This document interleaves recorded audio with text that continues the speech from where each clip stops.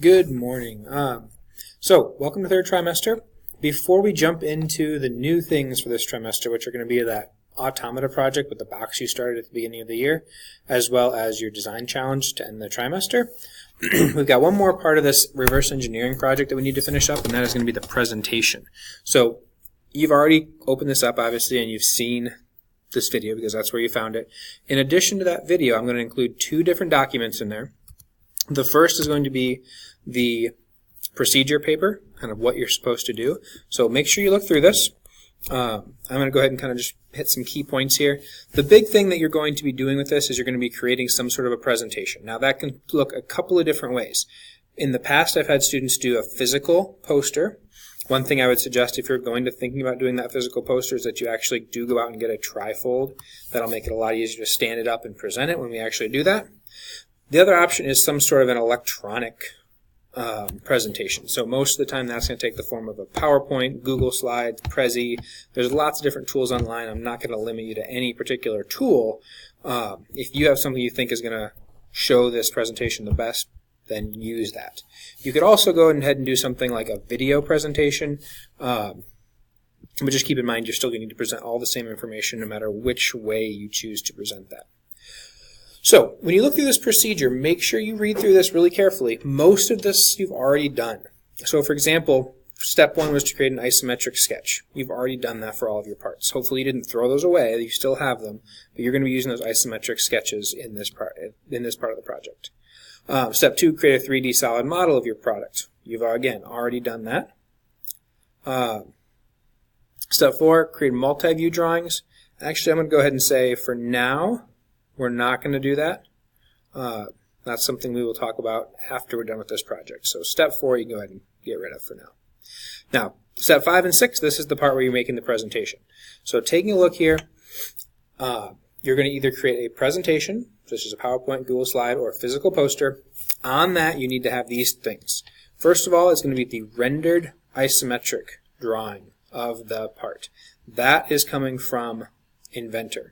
So make sure that's the Inventor part. One thing I would suggest is to change the material, change the color to make it look like the part that you actually have. If you're using that blue car, make sure the windshield is blue and not just that same gray color as everything else. Make sure on this product, on these pages, you have some general things.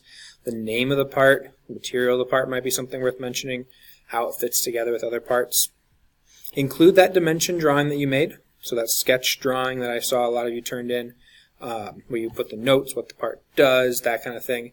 And also include a photographic image of the part. So all of you took those pictures of the parts before you modeled them. That's what you need to include there. And then finally, after you've included all the parts, include a brief description of those two analyses we did. So that would include the visual analysis, the functional analysis, and then the structural analysis. If you noticed anything about that product that you would improve or that needs to be improved, that's the time to mention it.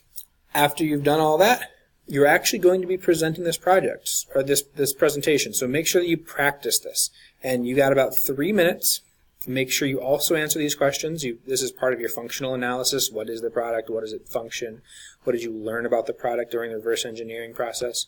Make sure you've addressed all of those things. This should take you about 3 minutes. A lot of it's going to be just the pictures, but when you put those pictures of each part up there, make sure you talk about it. What is it? What does it do? What's it made of? What could be better about it?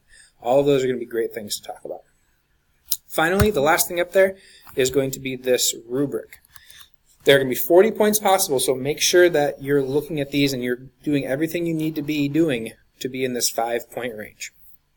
Only 10 of the points is actually what you put on the presentation. Most of this is going to be in how you're delivering it, how it's organized, how well prepared you are, and the quality of the visual aids. So taking good pictures, don't having a lot of extra space left over, making sure the presentation is organized so it's easy to follow. It's not going back and forth between lots of different things. I also want to see some of that delivery, making sure that you're talking to the audience, not facing the board, would be one of the big things I'm looking for there, the eye contact of using appropriately. And then preparation. Just make it look like when we present these things, when the week I get back, make it look like I can tell you've practiced this more than once. There's a big difference between students that have never practiced their presentation before and those that have run through it 2 or 3 times. So again, 40 points total. The ones that are weighted 2 are again worth twice as much. So if you're in this 5-point range for content, you're getting 10 points for that section. Where like the delivery, which we are going to deliver, it's not optional, is worth 5 points. So those will be in the folder. You'll have the rest of this week, so 4 days total to work on this presentation. Make sure you practice it. I don't want the first time you present it to be next week. But we will go ahead and start presenting these on Monday. I guess it's Monday the 11th. I'll see you then.